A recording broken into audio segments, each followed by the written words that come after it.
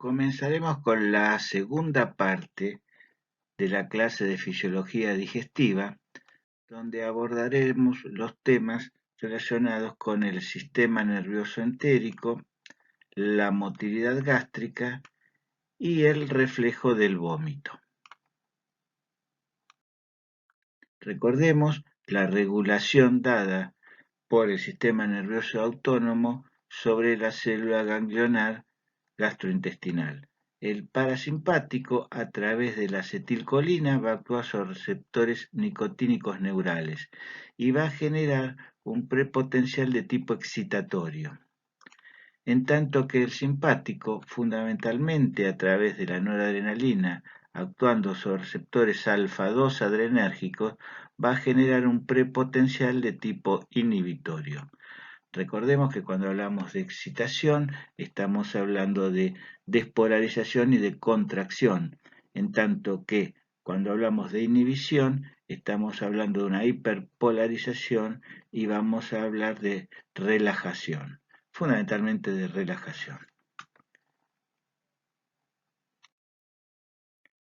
El sistema nervioso entérico es el llamado pequeño cerebro y está compuesto por una enorme multiplicidad de neuronas con muchas funciones diversas y es encargado de regular todos los programas de secreción y de motilidad del tubo digestivo. Básicamente lo componen una serie de plexos que, como vemos, toman el nombre de la estructura bajo la cual están dispuestos. Es así que encontramos un plexo mucoso, un plexo submucoso o de Meissner, un plexo muscular de la mucosa, un plexo mientérico de Auerbach, un plexo muscular circular profundo, un plexo muscular longitudinal y un plexo subseroso. Todos estos plexos están íntimamente interconectados entre sí y vemos que se han destacado dos, que es el submucoso de Meissner y el mientérico de Auerbach, porque son los que tienen mayor trascendencia en los procesos digestivos. Es así que el plexo de Meissner fundamentalmente regula los procesos de digestión y absorción, dado que es aquel que está más en contacto con la superficie del tubo digestivo, en tanto que el plexo de Auerbach se encarga básicamente de regular los procesos de motilidad, debido a que es el que está ubicado más en relación con las fibras musculares. En este gráfico lo que vemos es la inervación simpática y parasimpática sobre el sistema nervioso entérico. Vemos como la inervación simpática fundamentalmente está por fibras postganglionares que van a inervar tanto al plexo mientérico como al plexo submucoso y con fibras que pueden incluso tener acción sobre el epitelio formado por los enterocitos. En tanto, el plexo parasimpático está formado por fibras preganglionares que van a impactar sobre el plexo mientérico y sobre el plexo submucoso. En el epitelio del tubo digestivo encontramos neuronas sensitivas y estas neuronas sensitivas van a tener, digamos, su efecto sobre ambos plexos, tanto el mientérico como el submucoso, y también van a tener influencia a nivel de los ganglios prevertebrales, la médula espinal y el tronco del encéfalo, completando de esta manera el arco reflejo. En el sistema nervioso entérico encontramos distintos tipos celulares. Las neuronas aferentes intrínsecas primarias relacionadas con los mecanos y quimioreceptores tienen como neurotransmisores fundamentales a la acetilcolina. Estas neuronas se conectan con interneuronas que a su vez son ascendentes o descendentes. Las ascendentes tienen como neurotransmisor fundamentalmente a la acetilcolina, por ello son colinérgicas, en tanto que las descendentes tienen variados neurotransmisores, que después veremos algunos de ellos. Y estas interneuronas conectan con neuronas motoras de naturaleza excitatoria o de naturaleza inhibitoria. Las de naturaleza excitatoria tienen como neurotransmisores la acetilcolina, la sustancia P, motilina y taquiquininas, en tanto que las neuronas inhibitorias tienen como neurotransmisores inhibitorios el BIP, neuropéptido Y, el GABA, el óxido nítrico, la galanina, ATP o el monóxido de carbono. Ambas van a inervar, tanto las excitatorias como las inhibitorias, a los músculos, a los vasos sanguíneos y a las glándulas. En el sistema nervioso entérico encontramos también neuronas aferentes intestinófugas. Esto quiere decir que hacen proyección por fuera del tubo digestivo y funcionan como mecanorreceptores. Son de naturaleza colinérgica y van a impactar tanto sobre los ganglios mesentéricos como sobre el ganglio celíaco. Como hemos visto en el gráfico anterior, los estímulos impactan sobre células enterocromafines que producen una transducción sensorial, teniendo como neurotransmisor a la 5-hidroxitriptamina, que es la serotonina. Este neurotransmisor actúa sobre el sistema nervioso entérico y va a modificar así tanto la motilidad como la secreción. Recordemos que el tubo digestivo es prácticamente una conexión del medio interno con el medio externo. Por lo tanto, sobre el tubo digestivo impactan una serie de sustancias de naturaleza antigénica, como por ejemplo bacterias, protozoarios, virus, hongos, etc. Estas sustancias antigénicas son captadas por los distintos grupos de defensa que contiene el tubo digestivo. Estos son, por un lado, los grupos difusos de linfocitos B y T, y por otro lado, los linfocitos agrupados en los nódulos linfáticos, que son las placas de Peyer. La respuesta ante este antígeno consiste en la producción de inmunoglobulinas A, interleuquina 6, histamina, somatostatina, óxido nítrico o prostaglandinas, que en definitiva van a actuar modificando tanto la secreción como la motilidad y la irrigación del tubo digestivo en respuesta a la actividad del antígeno. En el siguiente gráfico vemos las interacciones que existen entre el sistema nervioso parasimpático, el sistema nervioso simpático y el plexo de Auerbach.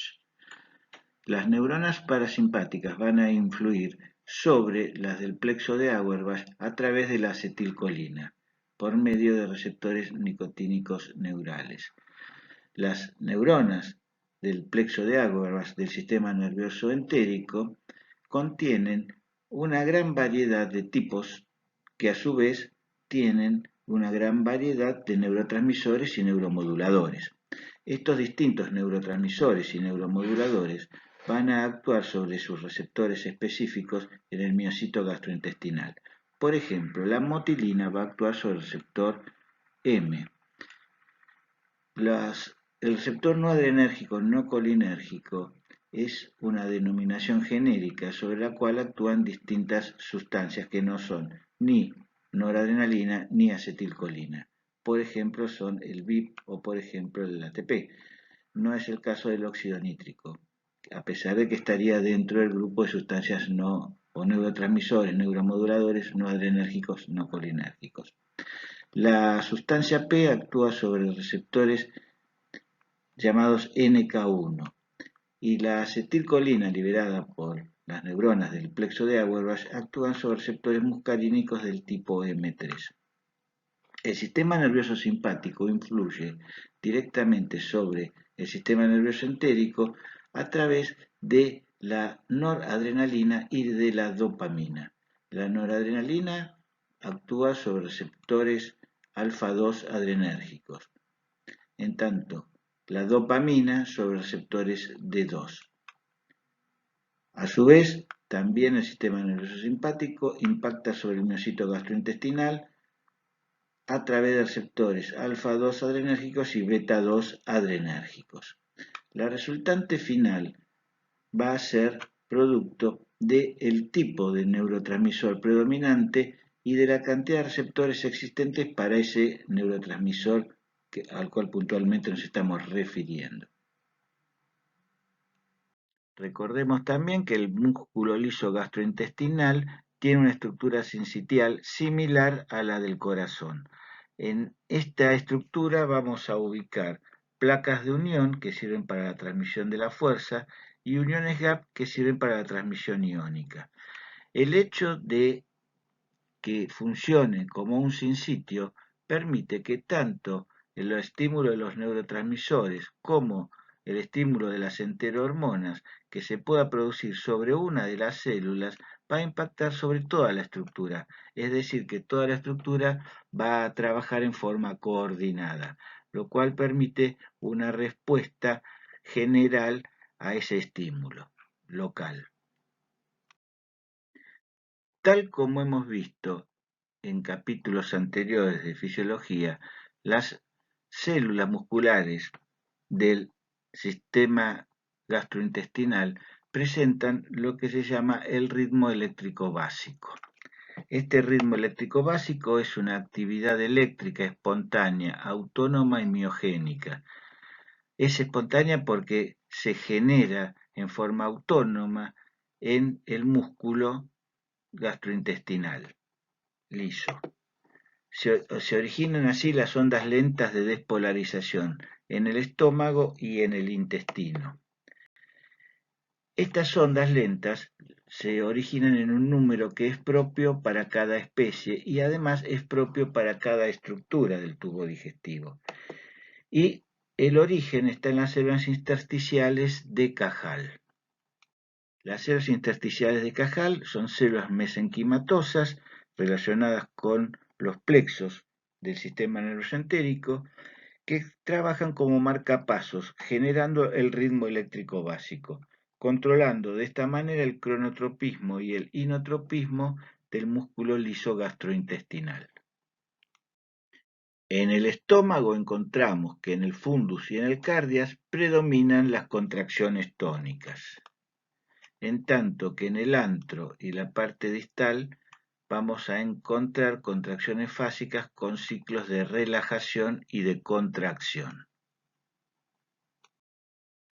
Este dibujo esquematiza lo que mencionamos anteriormente. Si existe una zona de células marcapasos, fundamentalmente relacionadas con las células de Cajal, que van a generar un estímulo. Este estímulo se va a transmitir tanto en forma transversal como en forma longitudinal, iniciando un potencial de acción que va a impulsar las ondas de contracción. Estas ondas de contracción van a dirigirse hacia el antro y el esfínter pilórico. La velocidad de la contracción obviamente es mucho mayor en el sentido longitudinal que en el sentido transversal. Este esquema nos muestra básicamente cómo se produce la despolarización de la célula muscular lisa del tubo gastrointestinal. Estas células son células cálcicas, o sea que tienen una despolarización lenta de la membrana. Cuando el estímulo las activa, los potenciales de acción mediados por los canales de calcio dependientes se abren y permiten un mayor ingreso de calcio.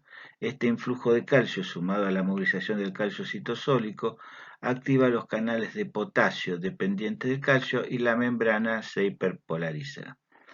Cuando disminuyen los niveles de calcio intracelular, se cierran los canales de potasio y esta célula vuelve a despolarizar su membrana.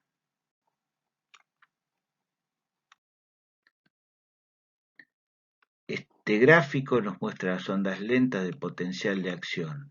Estas ondas lentas serían en el reposo. Vemos que la estimulación producida básicamente tanto por el stretching, o sea, el estiramiento, como es el que se produce por la llegada del alimento al estómago, o por la acetilcolina, o por la acción de drogas parasimpático-miméticas, van a producir estos picos.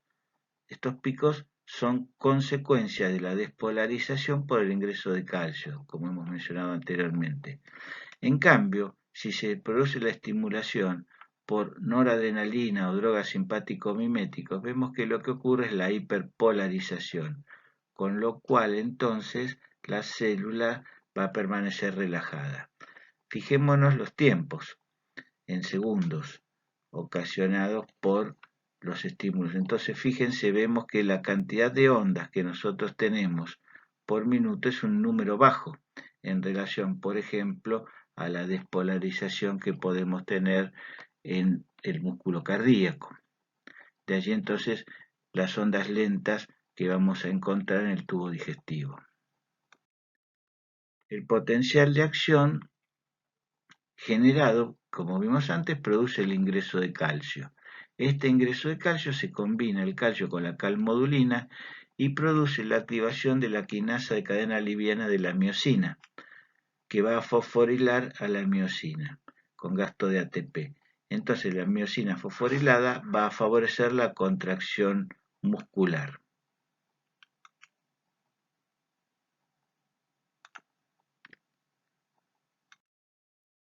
Vemos esta representación, el ingreso de calcio favorece también la movilización del calcio retenido en el retículo sarcoplásmico, aumentando la concentración de calcio citosólico. La unión del calcio a la calmodulina activa la miosinquinasa de cadena liviana, que fosforilada va a favorecer la contracción muscular. Una fosfatasa la desfosforila y al desfosforilarla la inactiva. Entonces eso va a favorecer la relajación muscular. Resumimos en este esquema todos aquellos factores que actúan sobre el músculo liso gastrointestinal favoreciendo la contracción muscular. Entonces, vemos que las hormonas y los neurotransmisores, el stretching o estiramiento, la estimulación nerviosa fundamentalmente a través del sistema nervioso autónomo parasimpático o el potencial de acción espontáneo de las células de Cajal van a favorecer el aumento del calcio citosólico. Y ese aumento del calcio citosólico es el que va a llevar a que se produzca la contracción muscular. El siguiente gráfico explica el acople electromecánico. En violeta representamos el ritmo eléctrico básico. Arbitrariamente consideramos un ritmo eléctrico básico de 3 despolarizaciones por unidad de tiempo, es decir, por un minuto. En verde estamos considerando los picos que corresponden a estas espigas, que son cuando el fenómeno eléctrico supera el potencial umbral y entonces hay una manifestación mecánica que está representado con la línea violeta. Vamos a ver entonces que no tenemos siempre una relación entre el fenómeno eléctrico y el fenómeno mecánico. Solamente vamos a tener esa relación en cuanto sea un estímulo lo suficientemente potente como para poder desencadenar estas espigas que superan el potencial umbral y entonces recién allí vamos a tener un correlato mecánico. En caso de que eso no ocurra, solamente vamos a tener una actividad eléctrica que no se va a manifestar como actividad mecánica. En este dibujo vemos que los potenciales en espiga, cuando mayor sean el número de espigas presentes, mayor va a ser la fuerza de contracción. Fijémonos que acá tenemos mayor cantidad de espigas que en esta representación y que en esta representación. En consecuencia, la conclusión de este dibujo es que esto no incluye la ley del todo o nada. ¿Qué quiere decir? Que cuanto mayor sea el potencial en espiga, y eso corresponde a un mayor estímulo, mayor va a ser la respuesta mecánica. En este dibujo lo que vemos es la contracción tónica. O sea, fijémonos que la contracción tónica ocurre porque frente a cada onda del ritmo eléctrico básico vamos a encontrar un estímulo suficiente para generar un número de espigas tal que se mantenga constante en el tiempo. Por lo tanto, hay una contracción que se va manteniendo en el tiempo. De allí que tengamos una contracción de naturaleza tónica. Con respecto a la motilidad eléctrica y motora del estómago, tenemos que distinguir dos momentos cruciales en el proceso digestivo. Uno es el periodo de ayuno, es decir, el periodo que se da entre las tomas de alimento. Recordemos que esto es típico de las especies monogástricas. Las especies que son policavitarias no tienen periodo de ayuno porque la llegada de alimento de los preestómagos al estómago verdadero, al abomazo, es constante. Pero en los monogástricos solamente va a llegar el alimento cuando se produce la toma, la aprehensión del alimento. Mientras tanto, estamos en el periodo de ayuno. Y en el periodo de ayuno, la actividad motora se caracteriza por esto, por el complejo motor migrante. No debemos confundir complejo motor migrante con el ritmo eléctrico básico, si bien una cosa tiene que ver con la otra.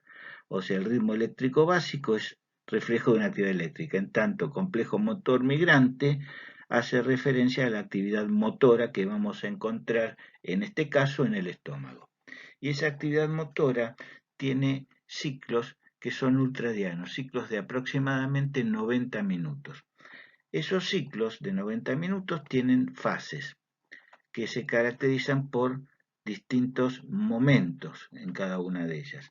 La fase 1 es la más importante porque abarca el 75% del ciclo, es aquella donde nosotros no vamos a registrar actividad motora. El ritmo eléctrico básico siempre va a estar presente. Supongamos, por ejemplo, un animal que tiene en su estómago un ritmo eléctrico básico de 5 despolarizaciones por minuto. Esas 5 despolarizaciones por minuto siempre se van a producir en todas las fases. Pero en la fase 1, ninguna de esas 5 despolarizaciones va a generar espigas suficientes como para que se represente una actividad motora.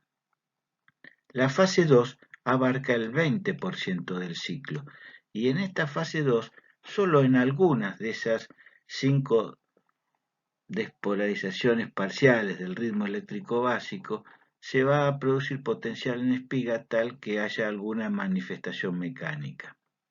O sea que vemos que hay un increyendo que va a culminar en la fase 3, que abarca el 5% del ciclo, y en la cual en las 5 despolarizaciones del ritmo eléctrico básico se van a producir potenciales en espiga y por lo tanto vamos a encontrar una manifestación mecánica. La fase 3 se continúa con una disminución de la actividad que conforma la fase 4, 0,5% del ciclo e inconstante, que empalma nuevamente con una fase 1.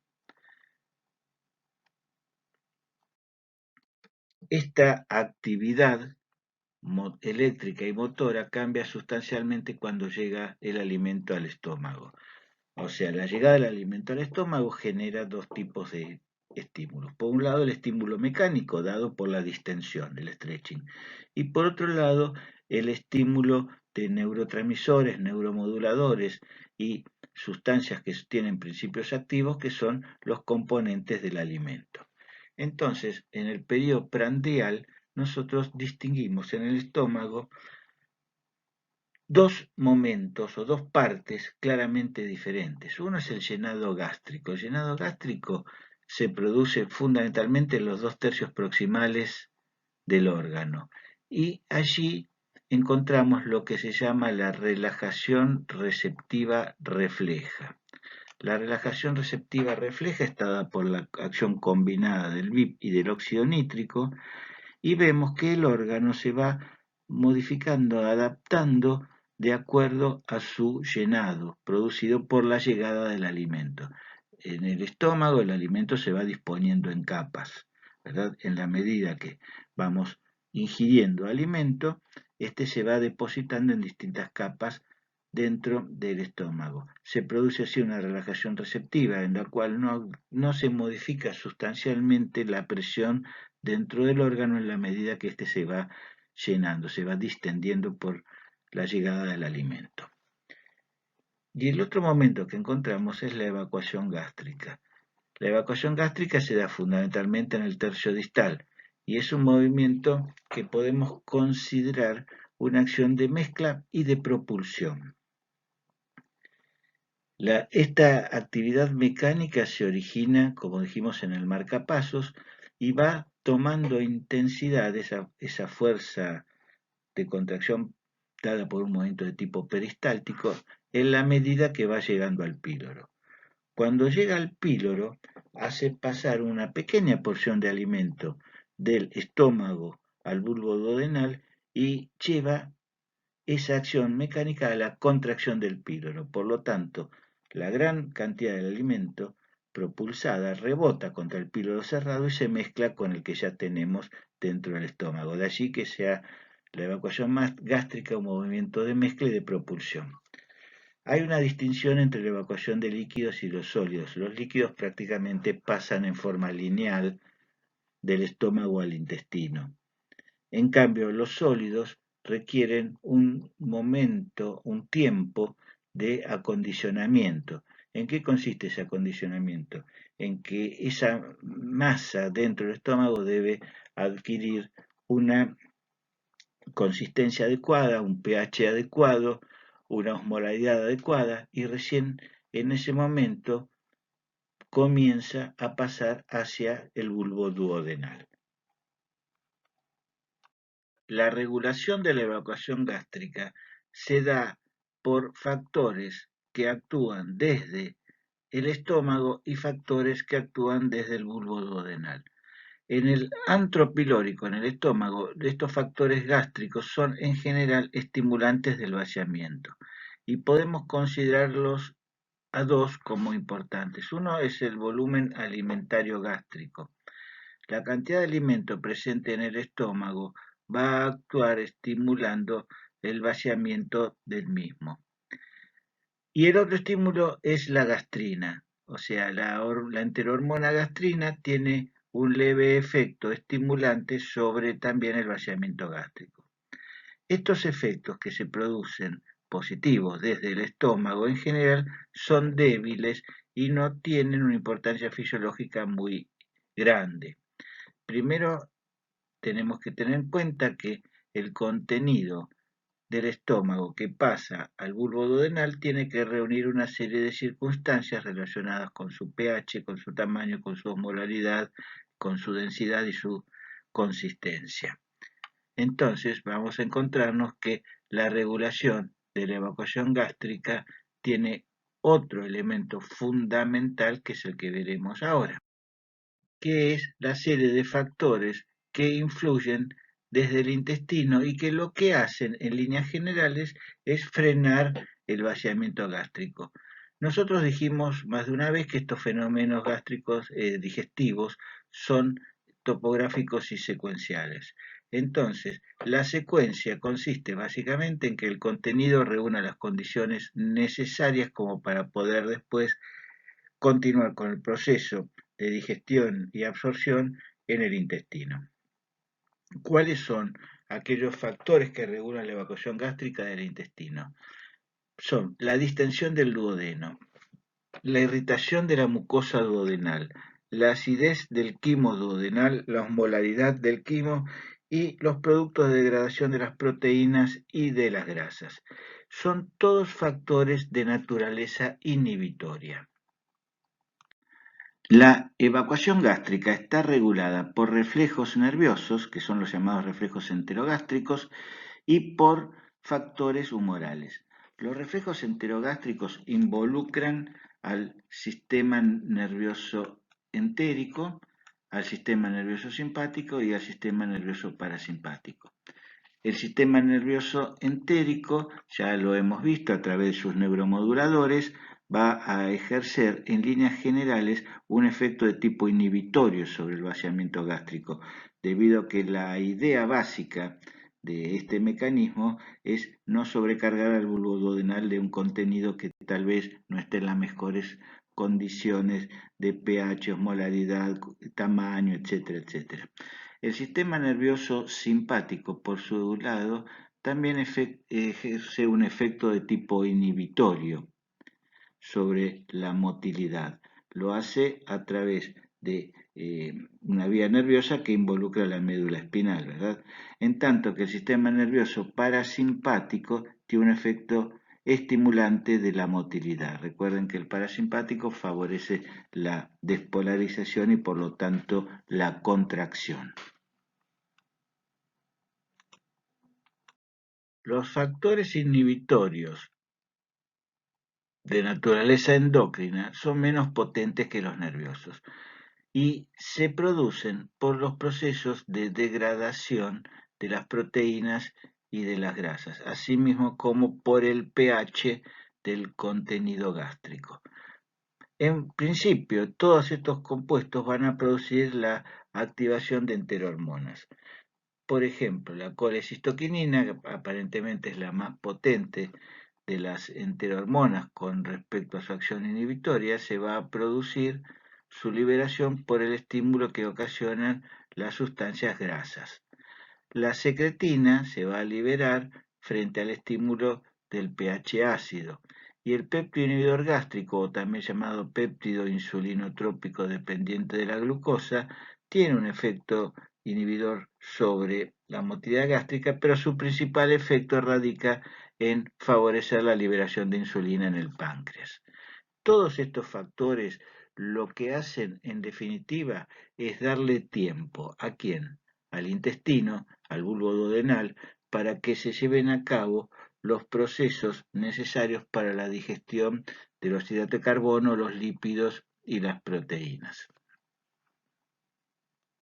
Dentro del estudio de la fisiología y la fisiopatología digestiva encontramos el reflejo del vómito, que es un reflejo complejo porque distintos estímulos de distintas zonas del organismo pueden impactar sobre el centro del vómito para desencadenarlo. En realidad, hoy por hoy ya no se habla solo del centro del vómito ubicada en la zona vulvar, en la zona reticulada del bulbo, sino que aparentemente existirían distintos centros del vómito repartidos en el sistema nervioso central. Pero dejando de lado estas disquisiciones, vamos a encontrar que estímulos de distintas partes van a impactar sobre el llamado centro del vómito. Encontramos las aferencias viscerales, por ejemplo, irritaciones del tubo digestivo, por ejemplo, una gastritis, o si no, dolores en distintas zonas del organismo, van a llevar el estímulo hacia el centro del vómito para desencadenar la respuesta. Otro ejemplo, el aparato vestibular, lo que se llama habitualmente el mareo o la cinetosis. Estos cambios bruscos de posición van a estimular el aparato vestibular en el oído interno para que de esta manera manden sus aferencias hacia el centro del vómito. Otro estímulo puede partir de la llamada zona quimiorreceptora gatillo, ubicada en el área postrema, que está a ambos lados del cuarto ventrículo. Sustancias que vayan por sangre, como por ejemplo las llamadas toxinas urémicas o por ejemplo las drogas quimioterápicas o medicamentos que se usan a los fines de estimular el centro del vómito, como la apomorfina, van a tener su efecto sobre la zona quimiorreceptora gatillo y a partir de allí estimular el centro del vómito. Y por último, no olvidemos el sistema límbico de la corteza, que este estímulo cobra mucha más importancia en el ser humano que en los animales. Olores nauseabundos, sustancias desagradables a nuestros sentidos, que no necesariamente van a entrar en contacto con nuestro organismo, son capaces de desencadenar una respuesta del sistema límbico de la corteza que va a estimular también al centro del vómito. Como vemos, cuando un animal vomita, no quiere decir necesariamente que tenga una alteración en el aparato digestivo. Ese estímulo puede provenir de las zonas más diversas y es muy importante tenerlo presente. Las fases del vómito son tres. La primera es la náusea, que consiste en temblores y tialismo, o sea, un aumento de la secreción salival. La segunda fase consiste en las arcadas, que son contracciones fuertes de la musculatura abdominal y del diafragma. Y la tercera fase es el vómito, que es la expulsión rápida, activa y retrógrada del contenido gástrico o duodenal. O sea, esto implica que podemos tener un vómito gástrico o un vómito intestinal, de acuerdo a la intensidad y de acuerdo a el sector que se vea fundamentalmente afectado. Al ser un reflejo que involucra tantas estructuras en el sistema nervioso central, también los neurotransmisores son múltiples. Mencionaremos aquí a los que tienen mayor importancia, fundamentalmente porque nosotros contamos con medicamentos que puedan bloquear esos receptores. Las sustancias que mencionamos son, por ejemplo, la sustancia P. Como vimos anteriormente, el receptor es el NK1 y se bloquea con una droga llamada Prepitant. La dopamina es otro neurotransmisor central que actúa sobre receptores D2, dopaminérgicos 2, y se bloquea con drogas como la metoclopramida o la domperidona. Otro neurotransmisor central es la histamina, que actúa sobre receptores H1 y lo bloquea la difenidramina. Otro neurotransmisor importante es la serotonina, o sea, la 5-hidroxitriptamina, que actúa sobre receptores 5-hidroxitriptamina 3, bloqueado con drogas como el ondansetron. Y otro neurotransmisor importante es la acetilcolina, que va a actuar sobre receptores muscarínicos M1, que pueden ser bloqueados con la atropina. Vemos entonces que contamos con un arsenal muy variado para poder tratar esta situación que en condiciones normales es un mecanismo de defensa, pero que si se prolonga en el tiempo o aumenta su intensidad, ya es una situación patológica. Y debemos distinguir lo que es la regurgitación del vómito. Fundamentalmente, fijémonos los puntos más importantes a tener en cuenta. Las contracciones abdominales en la regurgitación están ausentes, mientras que en el vómito son fundamentales, están presentes. La náusea no está presente en la regurgitación, pero es un signo cardinal del vómito. El momento que se produce la expulsión del contenido, la regurgitación generalmente después de varias horas, en tanto que cuando el vómito es de origen digestivo se produce inmediatamente o después de varias horas. Las características del contenido expulsado sin digerir en forma de tubo y a un pH alcalino es en el caso de la regurgitación. Parcialmente digerida por los jugos gástricos y teñida con bilis y a un pH ácido es el vómito. Y el dolor a la deglución, este es un dato más variable, puede estar ausente en la regurgitación y generalmente está ausente también en el vómito, pero es un dato que no es tan importante como los anteriores. Con esto terminamos esta segunda parte de la clase y continuaremos con la tercera.